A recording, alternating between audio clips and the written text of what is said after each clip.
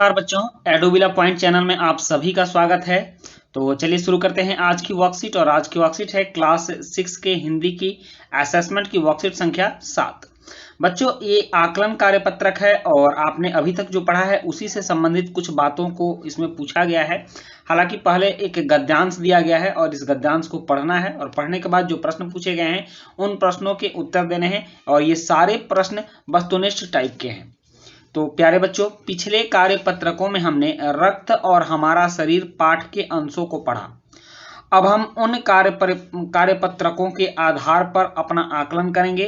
अतः निम्नलिखित गद्यांश को पढ़कर नीचे पूछे गए प्रश्नों के सही विकल्प के सम्मुख बने गोले को पेंसिल से भरिए। प्रत्येक प्रश्न का भार 1 अंक है। दोनों चिड़िया बार बार कार्निस पर आती थीं और बगैर बैठे ही उड़ जाती थीं। केशव ने सोचा, हम लोगों के डर से नहीं बैठती।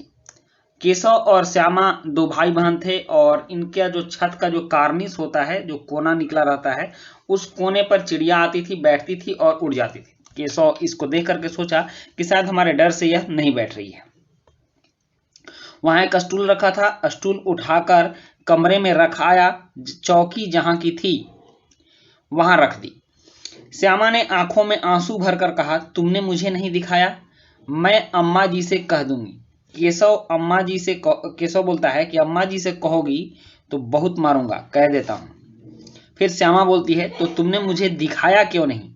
केशव बोला, और गिर पड़ती तो 4 सर न हो जाते, मतलब फटने के बाद तुम्हारे सर के 4 टुकड़े हो जाते। फिर श्यामा बोलती है, हो जाते तो हो जाते, देख लेना, मैं कह दूंगी। इतने में कोठरी का दरवाजा खुला और मां ने धूप से आंखों को बचाते हुए कहा, तुम दोनों बाहर कब निकल आए? मैंने कहा न था कि दोपहर को न निकलना। किसने किवाड़ खोला? केशव घबराकर उठा और दौड़ा हुआ बाहर आया तो क्या देखता है कि तीनों अंडे नीचे टूटे पड़े हैं और उनसे कोई चूने किसी चीज बाहर निकल आई है। पानी की प्याली भी एक तरफ टूटी पड़ी है। उसके चेहरे का रंग उड़ गया। सहमी हुई आंखों से जमीन की तरफ देखने लगा। श्यामा ने पूछा, बच्चे कहाँ उड़ गए भैया? केशव ने करुण स्वर में कहा, अंडे तो फूट गए। तो श्यामा बोलती, और बच्चे कहाँ गए? फिर केशव बोला, तेरे सर में देखती नहीं है, अंडों से उजला उजला पानी निकलना आया है, वहीं तो 2-4 दिनों में बच्चे बन जाते। मां ने सोटी हाथ में लिए हुए पूछा, तुम दोनों वहां धूप में क्या कर रहे हो? श्यामा ने कहा, अम्मा जी, चिड़िया के अंडे टूटे पड़े हैं। मां ने आकर टूटे अंडों को देखा और अम्मा गुस्से से बोली, तुम लोगों ने अंडों को छुआ होगा। अब तो श्यामा को भैया पर जरा भी तरस न आया। उसी ने शायद अंडों को इस तरह रख दिया कि वह नीचे गिर पड़े।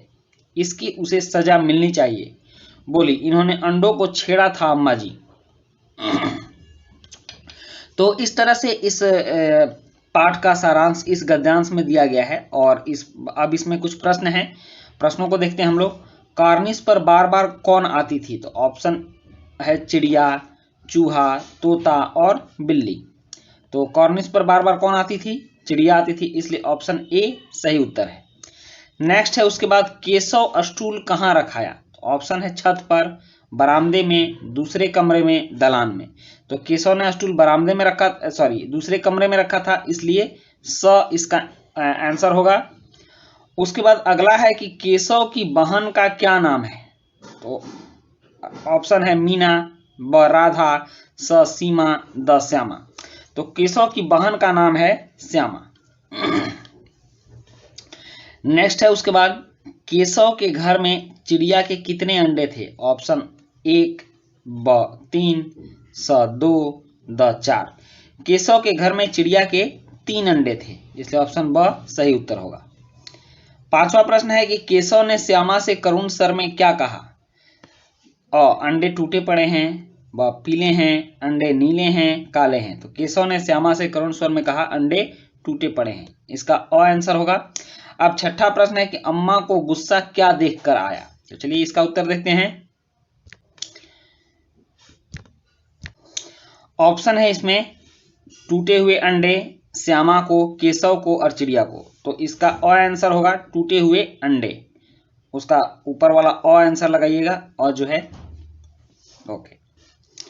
अब है 7वां प्रश्न कि अंडा शब्द का बहुवचन रूप है क्या है? अ अंडाकार, ब अंडानुमा, स अंडे और द अंडा जैसे। तो अंडा शब्द का बहुवचन रूप है अंडे। नेक्स्ट है उसके बाद 8वां, बाहर का विलोम शब्द है अ ऊपर, ब नीचे, स अंदर, द बगल। तो बाहर का शब्द का विलोम शब्द है अंदर, इसलिए स सही होगा। नेक्स्ट है उसके बाद 9वां, बहन का पुल्लिंग रूप होगा ऑप्शन ए भाई, बी छोटी बहन, सी बड़ी बहन और डी बड़ी दीदी। तो बहन का पुल्लिंग क्या होगा? भाई। और 10वां प्रश्न है, निम्नलिखित में पानी शब्द का पर्यायवाची क्या है? तो ऑप्शन है जल, वायु, तरल और पर्वत। तो पानी का पर्यायवाची है जल। तो बच्चों इस तरह से आपकी असेसमेंट की वर्कशीट कंप्लीट होती है। वीडियो अच्छी लगी हो तो लाइक, सब्सक्राइब, कमेंट जरूर कीजिएगा। मिलते हैं नेक्स्ट वीडियो में। Thank you.